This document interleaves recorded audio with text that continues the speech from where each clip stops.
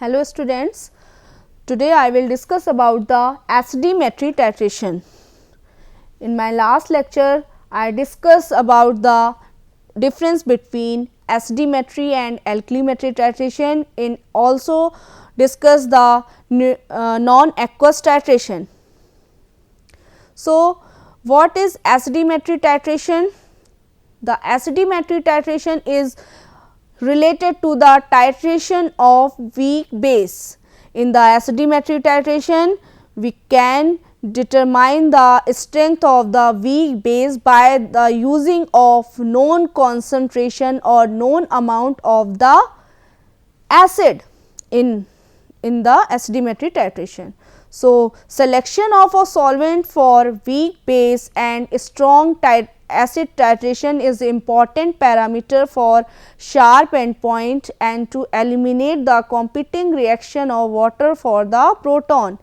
तो एसिडिमेट्री टाइट्रेशन किसके लिए यूज़ होता है? वीक बेस के टाइट्रेशन के लिए, और ये वीक बेस के लिए इसलिए यूज़ होता है क्योंकि जो वीक बेस होते हैं वो वाटर में कम्प्लीटली डिसोसिएट नहीं होते हैं और उन जो भी एक्सचेंज होता है प्रोटॉन का, प्रोटॉन को एक्सेप्ट नहीं कर पाते हैं और कोई भी एंड पॉइंट को डिटरमाइन नहीं करते हैं, शार्प एंड पॉइंट को डिटरमाइन नहीं करते। तो इसीलिए हमें नॉन एक्वस सॉल्वेंट की रिक्वायरमेंट पड़ती है। नॉन एक्वस सॉल्वेंट में जो भी वीक बेस होते हैं वो as a weak base titration में वो अपना एंड पॉइंट शो कर पाते हैं, शार्प एंड पॉइंट को, और प्रोटॉन को एक्सेप्ट कर लेते हैं। लेकिन किसके through? By the standard acid. The term acidimetry refers to that part of volumetric analysis whereby an acid solution at known concentration along with a specific indicator is used to titrate a base solution and work out its concentration. तो एसिडिमेट्री titration में volumetric analysis के through ही करते हैं क्योंकि टाइट्रीमेट्री की ही analysis ही होती है। एसिडिमेट्री में जो नॉन कॉन्सेंट्रेशन में क्या होता है? एसिड होता है, एसिड नॉन कॉन्सेंट्रेशन का होता है, इसके थ्रू हम बेस का टाइट्रेशन करते हैं। और जो एसिड होता है वो यहाँ पर एज अ सॉल्वेंट की तरह और एज अ टाइट्रेंट बोथ दोनों की तरह ही वर्क करता है और एक स्पेसिफिक इंडिकेटर लेके हम टाइट्रेशन को करते हैं। Next, acidimetry is the specialised analytic use of the acid base titration to determine the concentration of a basic substances using standard acid. So, acidimetry titration is complete by the titration of weak base by using the standard as a acid. It is related to titration of weak base. तो एसिडिमेट्री titration में हमें किसका titration पढ़ना है? Weak base का titration पढ़ना है। किसके थ्रू होगा? By the known concentration of acid which is used as a standard. Means burette में क्या रहेगा आपका? एसिड, एंड कॉनिकल फ्लास्क में रहेगा वीक बेस, और हम टाइट्रेशन के प्रोसेस को आगे बढ़ाएंगे। तो अब एसिडिमेट्री टाइट्रेशन में हम यहाँ कुछ एग्जाम्पल्स डिस्कस करेंगे। तो उसके लिए पहले हम देखना चाहेंगे कि टाइट्रेशन के लिए क्या क्या चीज़ें रिक्वायरमेंट में आती हैं। तो following point should be consider in the titration of weak base by the non aqueous titration. First is the titrant, जो हमें टाइट्रेंट यूज़ करना है। Second, titrant if we can use the perchloric acid. तो सबसे first preparation of 0.1 normal perchloric acid and its standardization. Next, which solvent we can use? तो solvent देखना होगा। Practical example of weak bases along with indicator. According to the titration, जो भी हमें indicator की requirement होगी वो indicator हम use करेंगे। Now, the typical examples of assay of weakly basic substances, for example, ephedrine HCl. Titrant use solution of perchloric acid in either glacial acetic acid or dioxazine solution is used for the titration of weak base. तो या तो perchloric acid को glacial acetic acid में prepare कर सकते हैं या फिर परक्लोरिक एसिड को डाइऑक्सेन में प्रिपेयर कर सकते हैं। Generally perchloric acid with a normality of 0.1 normal to 0.05 normal is use.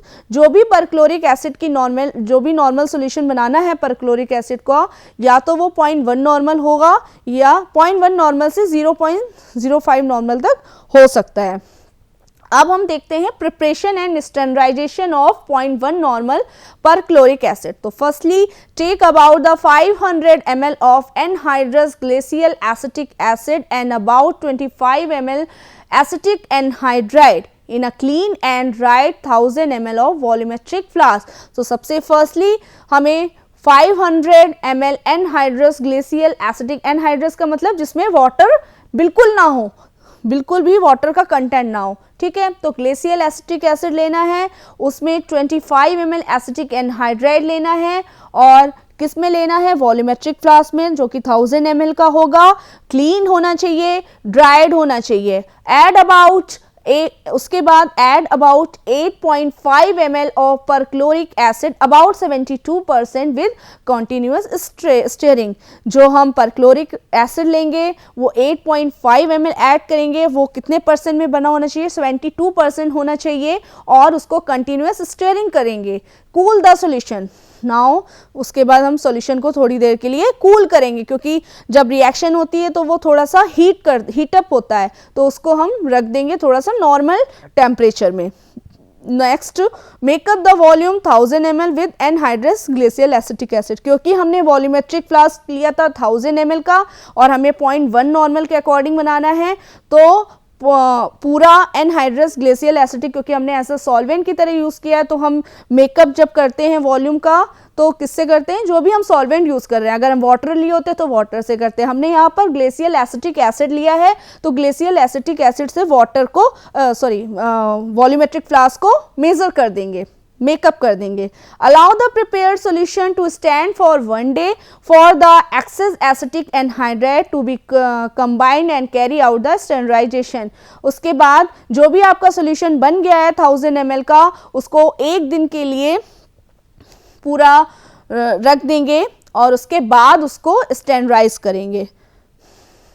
फिर से एक बार पूरा प्रोसीजर हम देख लेते हैं, क्या क्या किया हमने। 8.5 ml डिज़ोल्व किया 72% परक्लोरिक एसिड को 900 ml ग्लेशियल एसिटिक एसिड में। 900 ml इसलिए लिया है क्योंकि बाद में हम 1000 ml पूरा मेकअप कर देते हैं, लेकिन उसके पहले हमें और भी चीज़ें ऐड करनी होती, तो उसके अकॉर्डिंग ही हम पूरा करते हैं। तो पहले हम 8.5 ml 72% परक्लोरिक एसिड लेंगे, उसमें ऐड करेंगे 900 ml glacial acetic acid with constant stirring, add about 30 ml acetic anhydride and make up the volume 1000 ml। Okay, then keep the mixture for 24 hours for the 1 day। Acetic anhydride absorb all the water from the perchloric acid। एक दिन के लिए क्यों रखते हैं, क्योंकि acetic anhydride में क्या करता है, जो भी आपका परक्लोरिक एसिड में कुछ भी वाटर का कंटेंट है उसको पूरी तरह से एब्जॉर्ब कर लेगा। And glacial acetic acid and renders, जो भी ग्लेशियल एसिटिक एसिड में भी वाटर प्रेजेंट है उसको भी पूरी तरह से एब्जॉर्ब कर देगा and render the solution virtually anhydrous. और जो भी आपका सॉल्यूशन होगा वो पूरी तरह से एनहाइड्रस हो जाएगा, उसमें वाटर का एक भी कंटेंट नहीं होना है, क्योंकि नॉन एक्वास्टाइटेशन हम कर रहे हैं, हमें ये याद रखना है कि इसमें वाटर कंटेंट नहीं होना चाहिए। Okay, perchloric acid must be well diluted with glacial acetic acid before adding acetic anhydride because reaction between perchloric acid and acetic anhydride is explosive. और परक्लोरिक एसिड और एसिटिक एनहाइड्राइड के बीच में जो reaction होती है वो एक्सप्लोजिव होती है, इसीलिए इसको हमें ग्लेशियल एसिटिक एसिड यूज़ करना है एज अ सॉल्वेंट की तरह। जब भी हम यूज़ करें एक साथ नहीं ऐड करना है, पहले हमें परक्लोरिक एसिड लेना है, वो तो हम पहले ही उसको डिसॉल्व कर देंगे ग्लेशियल एसिटिक एसिड में, देन हमें एसिटिक एनहाइड्राइड डालना है, क्योंकि परक्लोरिक एसिड और एसिटिक एनहाइड्राइड अगर हमने डायरेक्ट यूज़ कर लिए तो एक्सप्लोजिव नेचर हो जाता है दोनों का और रिएक्शन एक्सप्लोजिव हो जाती है।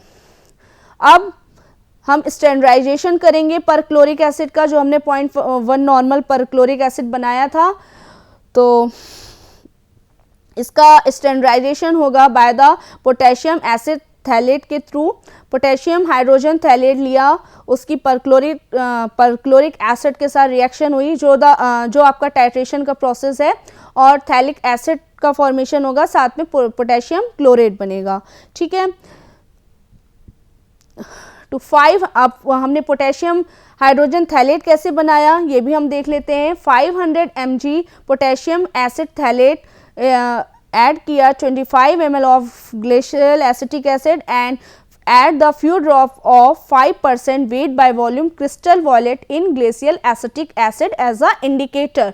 तो 500 mg हमने पोटेशियम हाइड्रोजन थैलेट लिया, उसमें 25 ml ग्लेशियल एसिटिक ऐड किया और 5% जो भी क्रिस्टल वॉयलेट इंडिकेटर बनाया था इन द ग्लेशियल एसिटिक एसिड में उसको ऐड कर दिया। तो ये हमारा एनालाइट और टाइट्रेंट जिससे हमें जिसका टाइट्रेशन करना है वो प्रिपेयर हो गया। This solution is titrated with, अब टाइट्रेशन किसके थ्रू करना है, 0.1 नॉर्मल परक्लोरिक एसिड के थ्रू।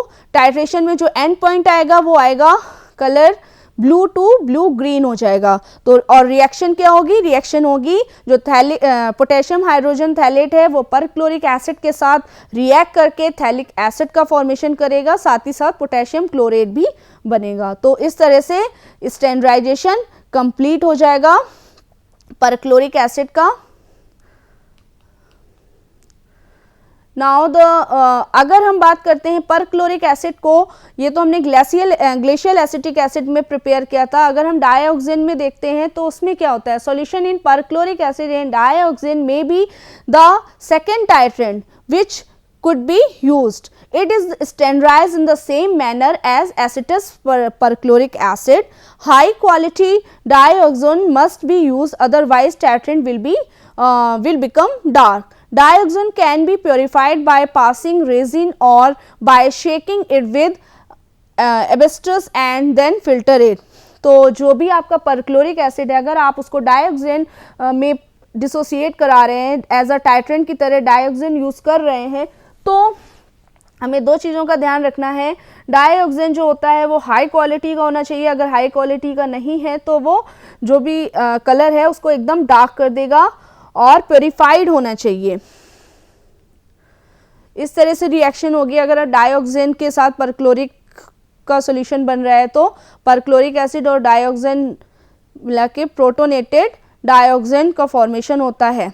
सॉल्वेंट यहाँ पर यूज़ ग्लेशियल एसिटिक एसिड ही हुआ है अलोन, और sometimes in combination with some aprotic solvent is often use. कभी कभी तो ग्लेशियल एसिटिक एसिड ही यूज़ करते हैं, कुछ टाइम हम एप्रोटिक सॉल्वेंट भी यूज़ कर सकते हैं। What is aprotic solvent, which have pH 7 and neutral in the nature. The other solvents are CaCl3, chloroform, benzene, chlorobenzene, acetic anhydride and various combination of these. Sometimes glycohydrocarbon mixtures are also used. तो इस type से हम कई type के solvents use कर सकते हैं।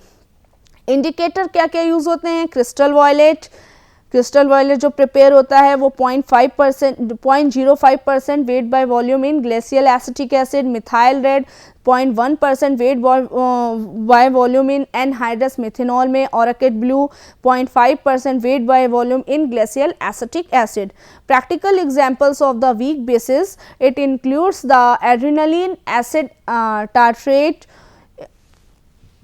Erythromycin stearate, metronidazole tartrate, methyl dopa, noradrenaline और फिनाइल सिट्रेट और क्लोरोपिजीन मेलेट। तो इस टाइप की मेडिसिन का भी हम टाइट्रेशन कर सकते हैं by the एसिडिमेट्री titration.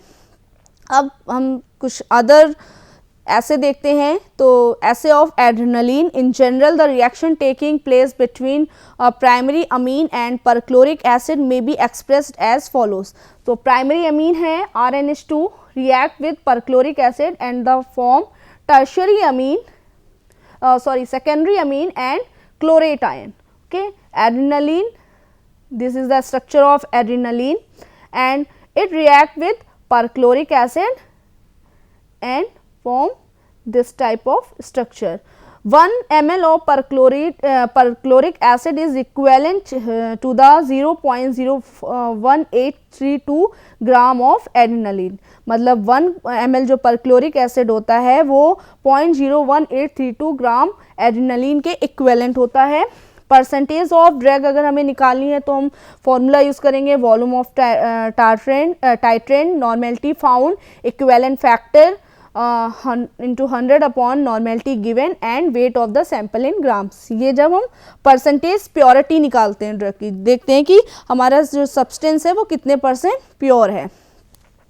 Procedure follow करेंगे, weigh accurately about 0.3 gram of sample into a 250 ml of conical flask and glacial acetic acid, warm gently, if necessary cool and titrate with 0.1 normal perchloric acid using crystal violet और orchid blue B as a indicator। तो जो भी adrenaline के लिए 0.3 ग्राम adrenaline sample लेंगे 250 ml conical flask में, उसमें add करेंगे glacial acetic acid about 50 ml तक, उसको वार्म करेंगे थोड़ी देर, फिर उसको वॉल्यूम मेकअप कर लेंगे 250 ml तक। नेक्स्ट उसको कूल करके, अगर वो ज़्यादा वार्म है, हीटअप प्रोड्यूस कर रहा है तो उसको थोड़ी देर कूल करेंगे, कूल करके 0.1 नॉर्मल पर क्लोरिक एसिड से उसका टाइट्रेशन करेंगे। इंडिकेटर यूज़ करेंगे, क्रिस्टल वॉलेट भी यूज़ कर सकते हैं और ऑर्किड ब्लू बी भी यूज़ कर सकते हैं। कैलकुलेशन के लिए वही परसेंटेज निकालेंगे, परसेंटेज प्योरिटी का फॉर्मूला यूज़ करेंगे। The percentage of the adrenaline present in the sample is given by percent of adrenaline, जो भी वॉल्यूम यूज़ हुआ है परक्लोरिक एसिड का वो जो नॉर्मेलिटी कैलकुलेट की गई है उसको गिवन नॉर्मेलिटी, फिर इक्विवेलेंट फैक्टर जो एड्रेनालिन का गिवन है 0.01832 और जो नॉर्मेलिटी गिवन है, उसके बाद weight of the sample means weight of the adrenaline. तो इसके थ्रू हम कैलकुलेट कर लेंगे percentage purity of the adrenaline. Next is the example of assay of methyl dopa. The specific reaction between methyl dopa and perchloric acid is expressed by this equation. This is the methyl dopa and perchloric acid react and give this product 11.24 gram of methyl dopa is equivalent to the perchloric acid of 1000 ml means 0.02112 gram methyl dopa is equivalent to the 1 ml of 0.1 normal perchloric acid। Following equation इस तरह से ये हम देख रहे हैं कि जो इतने ग्राम पर आपका मिथाइल डोपा है वो 1000 ml और 1 नॉर्मल परक्लोरिक एसिड के इक्विवेलेंट है। और अगर पॉइंट में देखें तो 0.02112 gram of methyl dopa is equivalent to the 0.1 normal perchloric acid. Okay, material required methyl dopa 0.2 gram, anhydrous formic acid 15 ml, glacial acetic acid which is used as a solvent 30 ml, dioxane in 30 ml, 0.1 normal perchloric acid and crystal violet indicator used as a solution। Procedure देखते हैं, weigh accurately about 0.2 gram of sample and dissolve in a mixture of 15 ml of anhydrous formic acid, 30 ml of glacial acetic and 30 ml of dioxane। अब हमने यहाँ पे दो solvent use किए हैं, एक आपका ग्लेशियल एसिटिक एसिड है और दूसरा डाइऑक्सेन है। तो सबसे पहले 0.2 ग्राम सैंपल लिया है मिथाइल डोपा का, उसको डिज़ोल्व किया है 15 ml of anhydrous formic acid में, उसमें ग्लेशियल एसिटिक एसिड ऐड किया है 30 ml और 30 ml डाइऑक्सेन। नेक्स्ट ऐड करेंगे 0.1 ml of crystal violet solution as a indicator and titrate with 0.1 normal perchloric acid. और 0.1 नॉर्मल परक्लोरिक एसिड कैसे प्रिपेयर करना है ये हम स्टार्टिंग में देख ही चुके हैं। Perform a blank determination and make any necessary correction. ये वाला टाइट्रेशन तो हम यहाँ तक स्टैंडर्डाइजेशन कर लेंगे मिथाइल डोपा का यहाँ। इसके बाद हम परफॉर्म करेंगे ब्लैंक डिटर्मिनेशन। ब्लैंक डिटर्मिनेशन हम कुछ टाइट्रेशंस में यूज़ करते हैं जिनका रिजल्ट थोड़ा सा जिनका परसेंटेज प्योरिटी हमें हाई लेवल में चाहिए होती है। तो ब्लैंक डिटर्मिनेशन हम कैसे करते हैं, वहाँ पर जो मेन सैंपल होता है उसको बस ना लेकर बाकी जितने भी रिएजेंट, जो भी इंडिकेटर, जो भी चीज़ें यूज़ कर रहे हैं वो सारा लेते हैं, वो प्रोसीजर भी वही यूज़ करते हैं, जो मेन सैंपल होता है बस उसको अवॉइड करके उसको नहीं लेते हैं, और उसके थ्रू फिर हम डिटरमाइन करते हैं, ब्लैंक टाइट्रेशन लगाते हैं, ब्लैंक दोनों टाइट्रेशन को फिर को रिलेट करते हैं, ब्लैंक को भी और जो आपने सैंपल का टाइट्रेशन, स्टैंडर्ड टाइट्रेशन मतलब स्टैंडर्ड यूज़ किया है उसको। फिर each ml of 0.1 normal perchloric acid is equal to the 0.02112 gram of the methyl dopa. तो ये तो स्टार्टिंग में ही बता दिया था। तो this is the procedure of the essay of the methyl dopa. फिर इस तरह से इसकी कैलकुलेशन हो जाएगी। Next, the aim of the SDMetry is the determination of inorganic, organic and biological substances with intrinsic basis property। जो M होता है SDMetry टाइट्रेशन का, वो जितने भी बेसिक प्रॉपर्टी के इनऑर्गेनिक, जिनकी बेसिक प्रॉपर्टी बहुत वीक है, वीक बेसिक प्रॉपर्टी के इनऑर्गेनिक, ऑर्गेनिक और बायोलॉजिकल सब्सटेंस का हम डिटर्मिनेशन करते हैं, टाइट्रेशन करते हैं by the process of SDMetry titration. SDMetry enables use to determine the alkalinity of the water। Water को, वाटर के अल्कलाइन अगर प्रॉपर्टी हमें चेक करनी है तो SDMetry SDMetry से डिटरमाइन कर सकते हैं। Carry out important analysis of the different types of drug, और डिफरेंट टाइप के ड्रग्स को भी डिटरमाइन कर सकते हैं बाय द टाइट्रेशन और by the process of SDMetry। Its main disadvantage is that it react with acid functional group and produces। इसकी जो मेन डिसएडवांटेज है, जो लिमिटेशन है, ये जो भी बेसिक सब्सटेंस में भी जो भी एसिडिक ग्रुप अगर लगा हुआ है, मतलब कोई भी एसिडिक ग्रुप है तो उसके साथ फंक्शनल ग्रुप, मान लीजिए कार्बोक्सिलिक एसिड है, अल्कोहल है, तो उसके साथ ये रिएक्ट कर जाता है और दूसरा कंपाउंड प्रोड्यूस कर सकता है। Solvent should be non aqueous. दूसरा है कि SDMetry टाइट्रेशन है, it is the type of the non aqueous titration, तो जो भी सॉल्वेंट होगा should be non aqueous. This titration only use for weak base, और ये टाइट्रेशन किसके लिए है? Only the use for the weak base. तो अब हम एक बार फिर से सारा रिपीट कर लेते हैं कि हमने कौन कौन से टाइट्रेशन के एग्जाम्पल्स देखे हैं SDMetry टाइट्रेशन में। तो first is the titration of the titration of the weak base of the adrenaline. Adrenaline देखा, मिथाइल डोपा पढ़ा हमने। सबसे पहले हमने देखा कि how we can prepare the 0.1 normal perchloric acid. तो परक्लोरिक एसिड को प्रिपेयर करने के लिए ये प्रोसीजर फॉलो किया। 500 perchloric acid anhydrous glacial acetic acid में लेके उसमें 25 ml एसिटिक एनहाइड्राइड लिया। पहले हमने एनहाइड्रस ग्लेशियल एसिटिक एसिड क्यों ऐड किया? क्योंकि अगर हम डायरेक्ट परक्लोरिक एसिड को एसिटिक एनहाइड्राइड के साथ ऐड कर देते हैं तो जो भी रिएक्शन होती है वो एक्सप्लोजिव होती है। इसी वजह से सबसे पहले हमें परक्लोरिक एसिड को ग्लेशियल एसिटिक एसिड में डिसॉल्व करना है। तो 500 एनहाइड्रस ग्लेशियल एसिटिक एसिड लिया, उसमें 25 ml एसिटिक एनहाइड्राइड लिया। उसके बाद 8.5 ml परक्लोरिक एसिड ऐड करा, जो कि कितना होना चाहिए? 72% विद द कंटिन्यूअस स्टिरिंग। उसके बाद जो सॉल्यूशन होता है थोड़ा सा हीट प्रोड्यूस करता है, तो उसको हमने कूल करने के लिए सॉल्यूशन को रखा।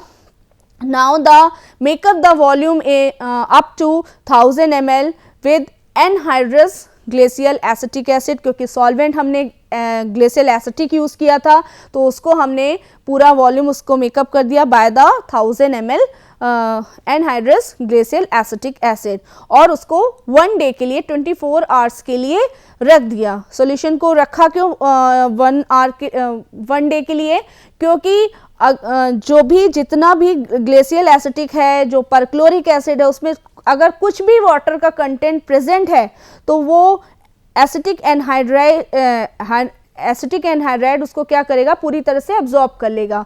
तो इस रिएक्शन को कराने के लिए, मतलब पूरी तरह से मॉइस्चर को हटाने के लिए, हमने 1 डे के लिए पूरा जो भी सॉल्यूशन बनाया था परक्लोरिक एसिड का उसको 1 डे के लिए रख दिया।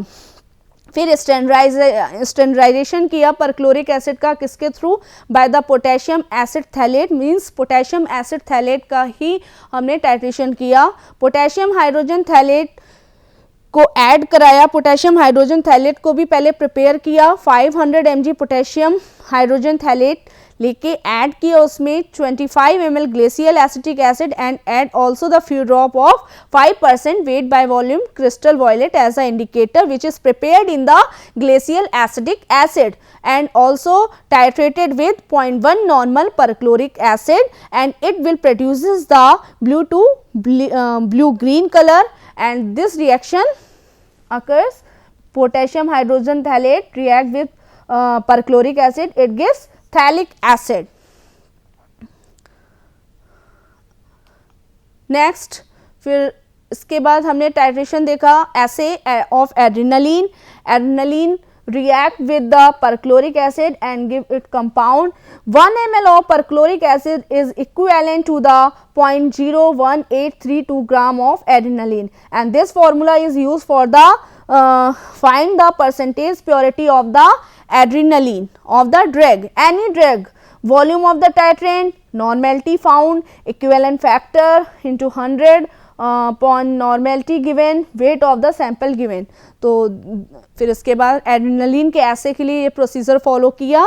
प्रोसीजर में 0.3 ग्राम एड्रेनालिन सैंपल लिया इन 250 ml कॉनिकल फ्लास्क में, सॉल्वेंट यूज़ किया glacial acetic acid and cool the solution and titrate with the 0.1 normal perchloric acid. जो इंडिकेटर यूज़ किया था क्रिस्टल वॉयलेट और ऑराकेट ब्लू बी। फिर उसके बाद कैलकुलेशन जो परसेंटेज प्योरिटी की गिवन है उसको अप्लाई करके परसेंटेज प्योरिटी फाइंड आउट कर ली ऑफ द एड्रेनालिन। फिर नेक्स्ट ऐसे हमने देखा था मिथाइल डोपा का। Methyl dopa react with the perchloric acid and gives this product.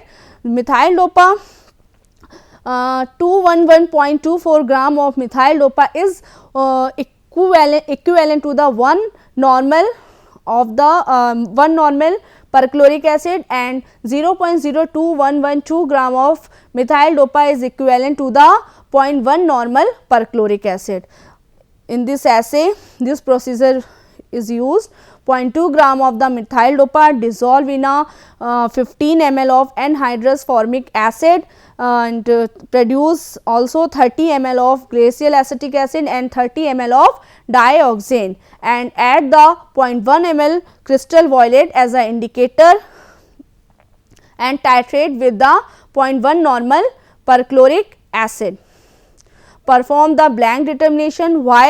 Because we can check the percentage purity and we can determine the blank and the standard titration by the process of blank determination. तो इस तरह से इस हमने एसिडीमेट्री के examples देखे। Methyl dopa का ऐसे ऑफ मिथाइल डोपा, ऐसे ऑफ एड्रेनालिन, ऐसे ऑफ हाइड्रोजन थैलेट।